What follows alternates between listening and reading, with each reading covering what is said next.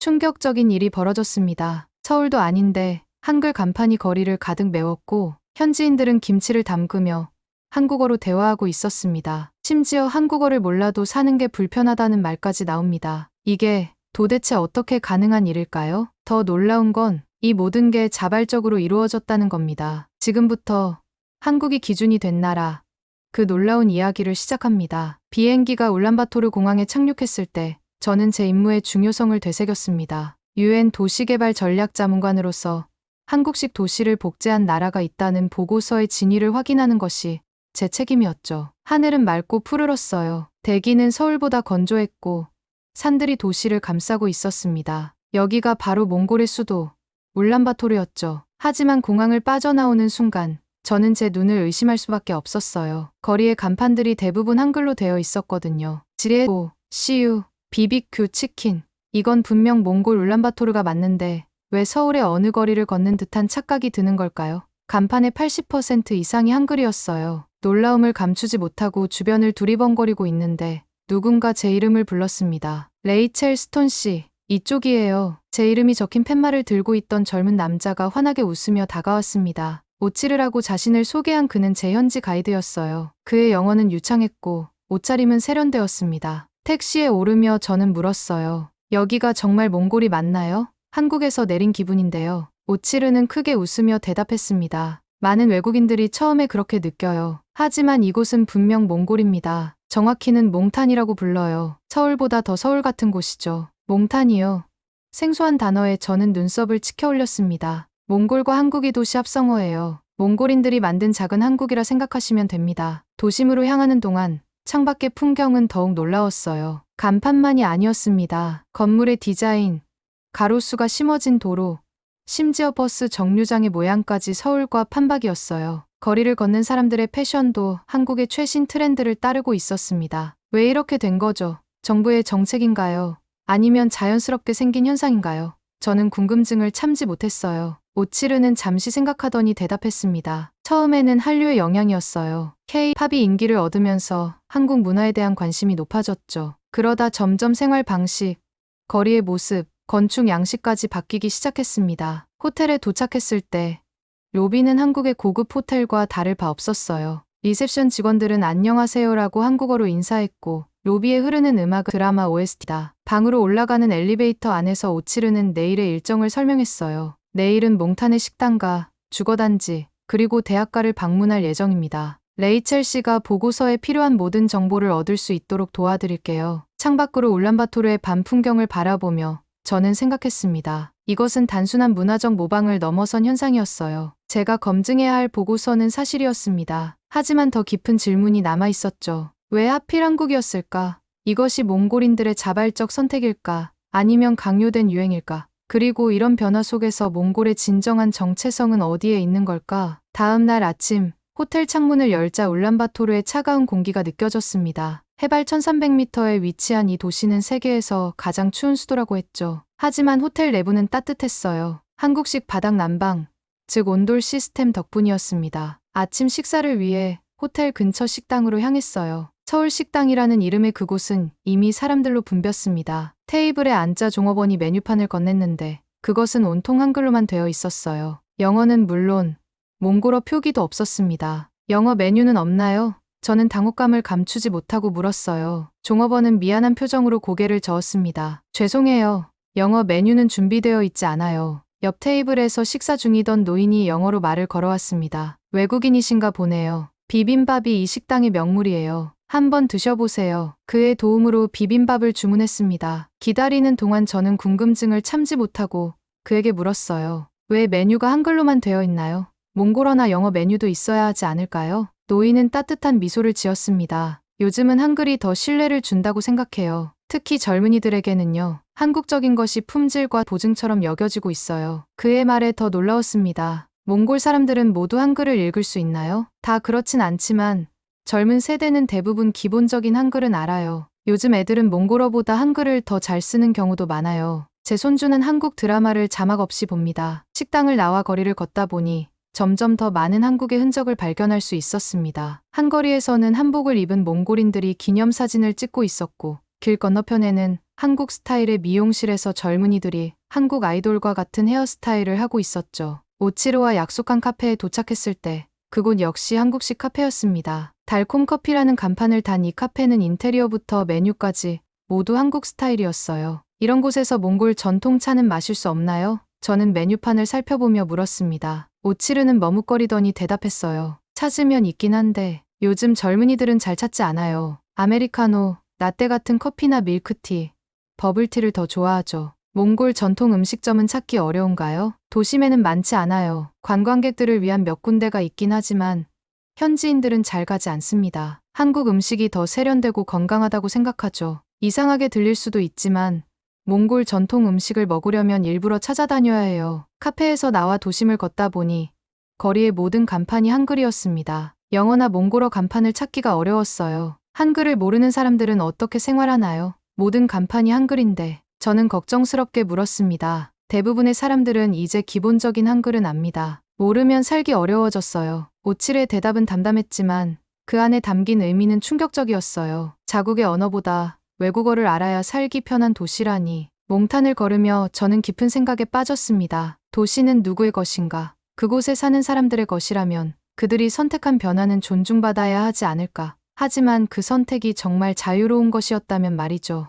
단순한 유행을 넘어 생존과 직결된 문제가 되었다면 그것은 여전히 선택이라고 할 수 있을까요? 저의 불편한 시선을 느꼈는지 오치르가 말했습니다. 다음은 몽탄 신도시를 방문할 거예요. 그곳에서는 왜 우리가 한국식 주거 방식을 선택했는지 이해하실 수 있을 겁니다. 오치르의 SUV를 타고 몽탄 신도시로 향했습니다. 도심을 벗어나자 한국적 요소는 조금씩 줄어들었지만 신도시 입구에 들어서는 순간 다시 그 익숙한 모습이 눈앞에 펼쳐졌어요. 마치 인천의 송도나 경기도의 판교를 보는 것 같았습니다. 높은 아파트 단지들이 계획된 배치로 늘어서 있었고 각 단지마다 놀이터와 작은 공원, 그리고 상가들이 조성되어 있었어요. 건물의 디자인뿐만 아니라 단지 이름도 익숙했습니다. 힐스테이트, 하나포레나 같은 이름이 한글로 크게 써 있었죠.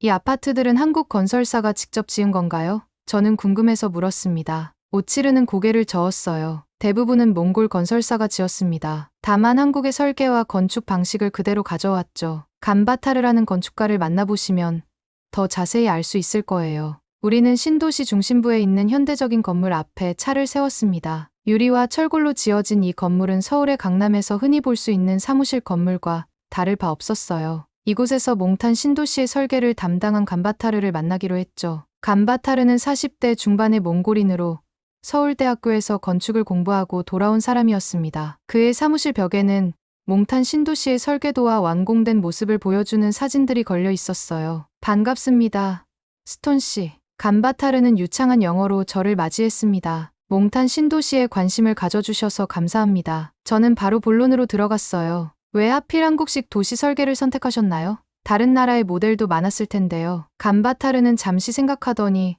창문 쪽으로 걸어갔습니다. 창밖으로는 울란바토르의 산들이 보였고 하늘은 맑고 푸르렀어요. 하지만 그 맑은 하늘 아래의 기온은 영하 20도에 육박했습니다. 여기는 영하 40도까지 내려가는 곳입니다. 그가 말했어요. 겨울이 길고 바람이 강하죠. 이런 환경에서 가장 중요한 것은 단열이에요. 그는 계속해서 설명했습니다. 한국의 온돌 시스템과 단열 기술은 우리 기후에 완벽하게 맞았어요. 일본이나 중국, 심지어 러시아의 기술보다도요. 우리는 실용적인 선택을 한 겁니다. 그의 설명은 이해가 됐지만 저는 여전히 의문이 남았어요. 그렇다면 외관까지 한국식으로 만든 이유는 무엇인가요? 기능만 가져올 수도 있었을 텐데요. 처음에는 기능적인 부분만 도입하려고 했어요.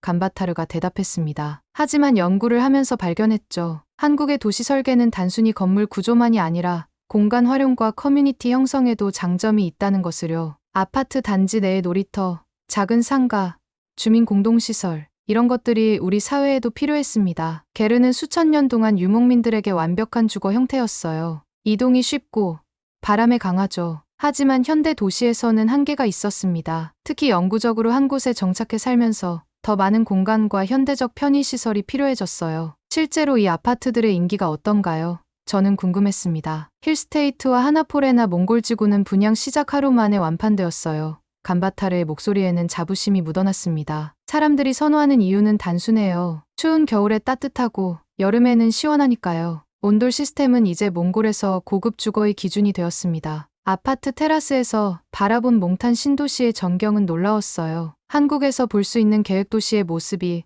그대로 재현되어 있었습니다. 넓은 도로와 가로수, 곳곳에 위치한 공원들, 그리고 그 속에서 생활하는 몽골 사람들의 모습이 자연스러워 보였어요. 이런 변화에 대한 반발은 없었나요? 제가 물었습니다. 몽골의 전통이 사라진다는 우려는요? 초기에는 있었죠. 간바타르가 대답했어요. 전통을 잃는다는 우려가 있었어요. 하지만 실제로 살아보니 편리함이 그 우려를 압도했습니다. 사람들은 따뜻한 집에서 살고 싶어 해요. 그게 한국식이든 몽골식이든 상관없이요. 돌아오는 차 안에서 저는 생각에 잠겼습니다. 한국식 도시 설계가 몽골에 자리 잡은 것은 단순한 문화적 영향력이 아니라 실용적인 필요에 의한 선택이었던 거죠. 기후라는 현실적 조건이 한국을 선택하게 만든 겁니다. 제 시각은 조금씩 변하고 있었어요. 당연히 이것은 복제가 아니라 적응이었습니다. 몽골인들은 자신들의 환경에 가장 적합한 모델을 선택한 것뿐이었어요. 이제 저는 몽골 사람들의 일상을 더 가까이에서 보고 싶었습니다. 다음 날 아침, 저는 몽골 사람들의 일상을 더 가까이서 관찰하기 위해 일찍 일어났어요. 호텔 주변을 산책하다가 거리 모퉁이에 있는 지오 편의점으로 들어갔습니다. 한국의 편의점과 똑같은 인테리어, 똑같은 상품 진열. 하지만 계산대 뒤에 있는 직원은 분명 몽골인이었죠. 안녕하세요. 그녀는 한국어로 인사했어요. 몽골인 직원이 한국어로 인사하는 것이 신기했지만 이제는 그런 광경에 조금씩 익숙해지고 있었습니다. 저는 영어로 대답했어요. 안녕하세요. 여기서 가장 인기 있는 상품이 뭔가요? 그녀는 영어로 전환하며 대답했습니다. 아침 시간에는 삼각김밥이 제일 잘 팔립니다. 특히 참치 마요네즈 맛이요. 직원의 안내에 따라 삼각김밥 코너로 향했어요. 진열대에는 다양한 종류의 삼각김밥이 가득했습니다. 참치 마요, 김치볶음밥, 불고기, 심지어 몽골 전통 음식인 허르옥을 넣은 삼각김밥도 있었죠. 얼마나 인기가 있는지 알아보고 싶어 물었습니다. 몽골에서는 얼마나 많은 삼각김밥이 팔리나요? 직원은 자랑스럽게 말했어요. 전국적으로 연간 5천만 개 이상이 팔린다고 들었어요. 몽골 인구보다 많죠. 놀라운 숫자였습니다. 몽골의 인구는 약 330만 명에 불과한데 삼각김밥 판매량이 그보다 많다니요. 저는 참치마요 삼각김밥 하나와 커피를 구매했습니다. 잠시 벤치에 앉아 삼각김밥을 먹으며 지나가는 사람들을 관찰했습니다. 맛은 서울에서 먹던 것과 다를 바 없었어요. 알고 보니 원재료도 대부분 한국에서 수입되거나 한국 기업이 몽골에 설립한 공장에서 생산된 것이었습니다. 오치르와 만나기로 한 시간이 다가와서 저는 근처 식당으로 향했어요. 그 식당은 떡볶이 천국이라는 한국식 분식점이었습니다. 우리는 그곳에서 몽골 주부 바트마와 그녀의 10살 딸 사랑을 만나기로 했죠. 바트마 씨, 만나서 반갑습니다. 저는 자리에 앉으며 인사했어요. 반갑습니다.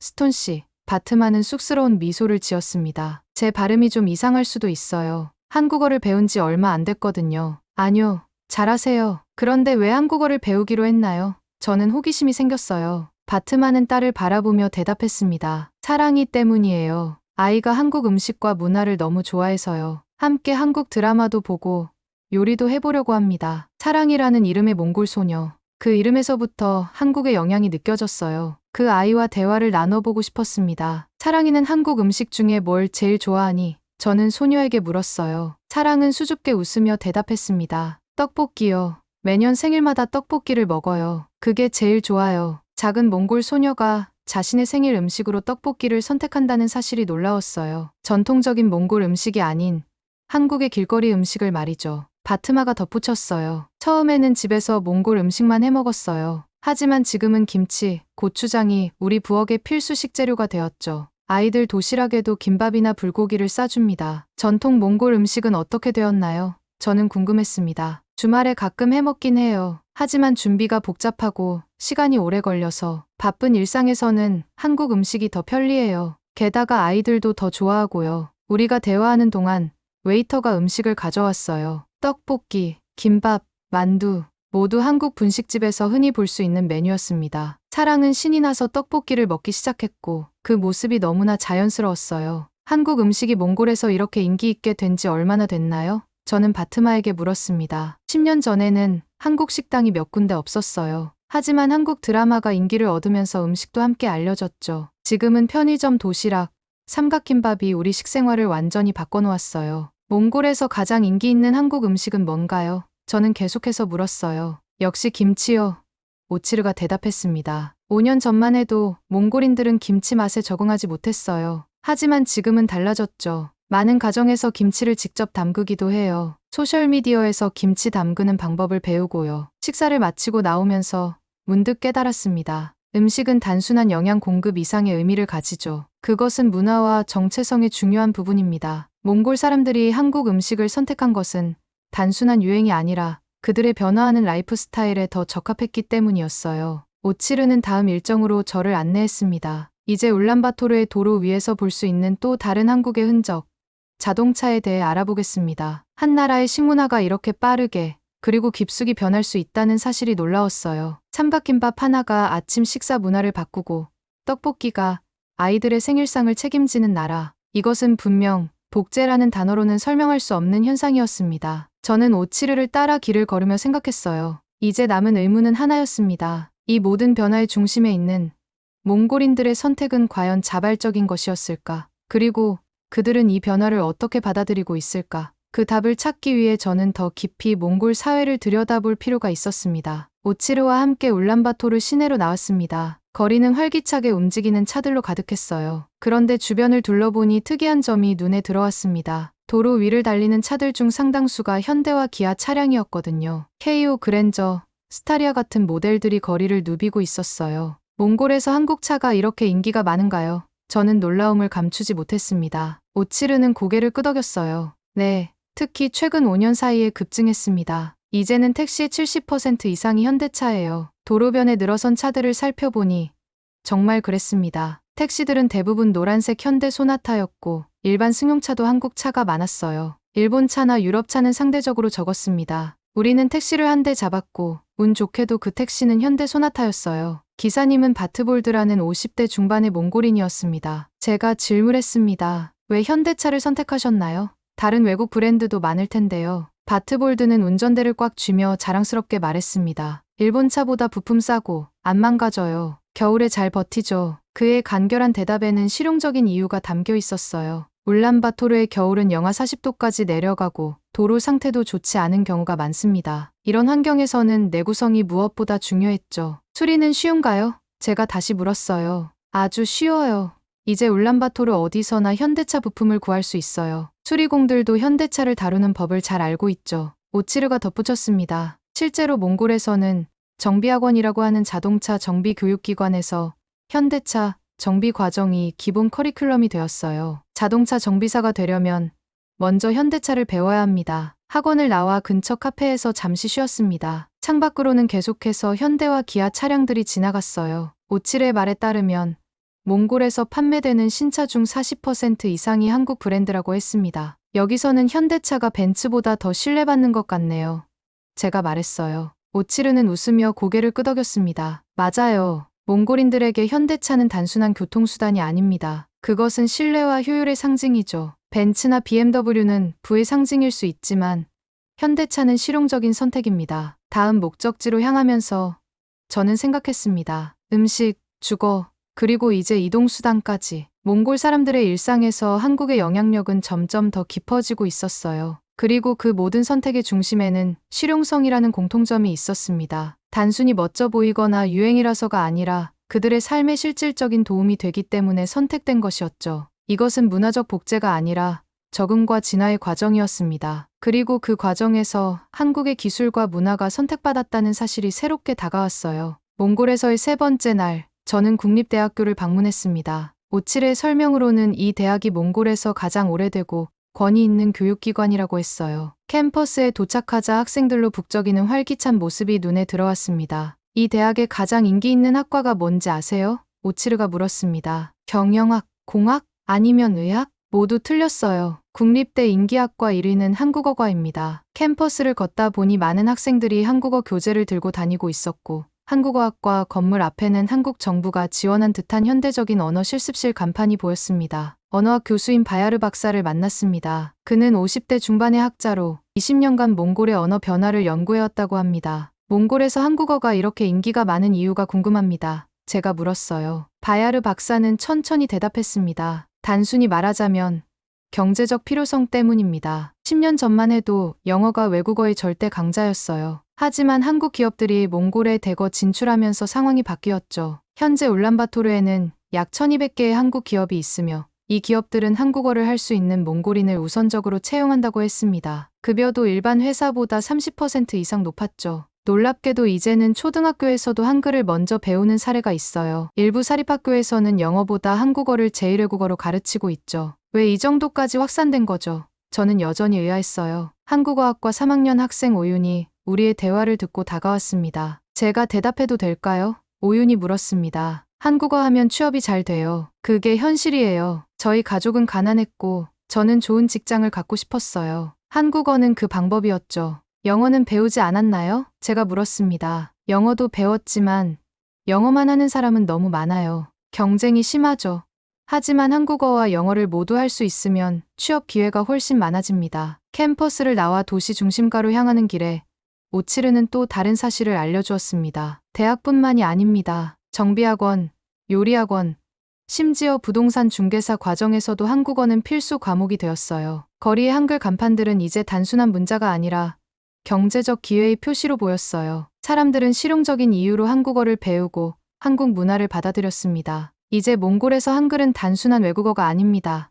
오치르가 말했어요. 그것은 경제 언어가 되었죠. 돈을 벌고 더 나은 삶을 사는데 필요한 도구요. 언어는 단순한 의사소통 도구를 넘어 새로운 기회와 가능성의 문을 여는 열쇠가 될 수 있습니다. 몽골에서 한글은 취업 필수 외국어가 되었고 대학부터 직업학교까지 심지어 일상생활에서도 중요한 위치를 차지하게 되었어요. 몽골인들이 한국 문화와 언어를 받아들인 것은 문화적 정체성의 상실이 아니라 더 나은 삶을 위한 실용적 선택이었습니다. 그 선택의 중심에는 사람들의 필요와 욕구가 있었죠. 저는 오치르에게 물었어요. 이런 변화에 대한 반발도 있지 않나요? 몽골 전통이 사라진다는 우려는요? 물론 있습니다.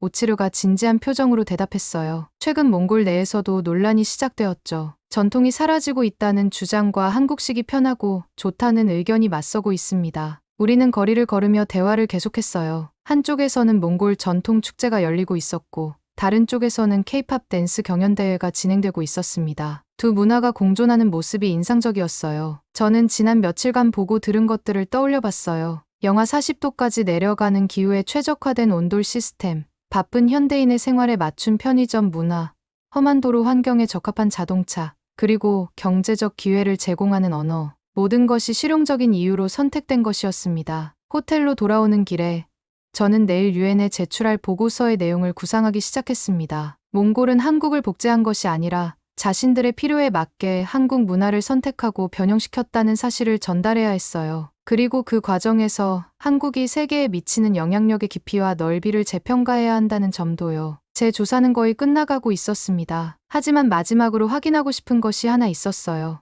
몽골인들이 한국 문화를 선택한 이유는 분명해졌지만 그 선택이 그들에게 어떤 미래를 약속하고 있는지 알고 싶었습니다. 몽골에서의 마지막 날, 저는 모든 조사 내용을 정리하고 결론을 도출해야 했습니다. 유엔 도시개발 전략자문관으로서 제가 해야 할 일은 명확했어요. 한국식 도시를 복제한 나라가 있다는 보고서의 진위를 확인하는 것이었습니다. 이제 저는 그 답을 알았습니다. 몽골은 단순히 한국을 복제한 것이 아니었어요. 그들은 자신들의 필요에 맞는 요소를 선택적으로 받아들인 것이었습니다. 오치르가 마지막 일정을 위해 호텔에 도착했어요. 오늘 우리는 몽골 도시계획청을 방문하여 몽탄 프로젝트의 공식 입장을 들을 예정이었습니다. 도시계획청은 현대적인 건물이었어요. 외관은 몽골 전통 양식과 현대 건축이 조화를 이룬 독특한 디자인이었습니다. 내부로 들어서자 넓은 로비에는 몽골의 도시 발전 역사를 보여주는 전시물들이 있었어요. 우리는 도시계획청장인 바트툴가를 만났습니다. 그는 50대 후반의 카리스마 있는 인물이었어요. 미국에서 도시계획을 공부하고 한국과 유럽에서 일한 경험이 있다고 했습니다. 저는 곧바로 본론으로 들어갔습니다. 몽탄 프로젝트가 한국 도시를 복제했다는 보고서에 대해 어떻게 생각하세요? 바트툴가는 잠시 생각하더니 대답했어요. 복제라는 표현은 정확하지 않습니다. 우리는 연구하고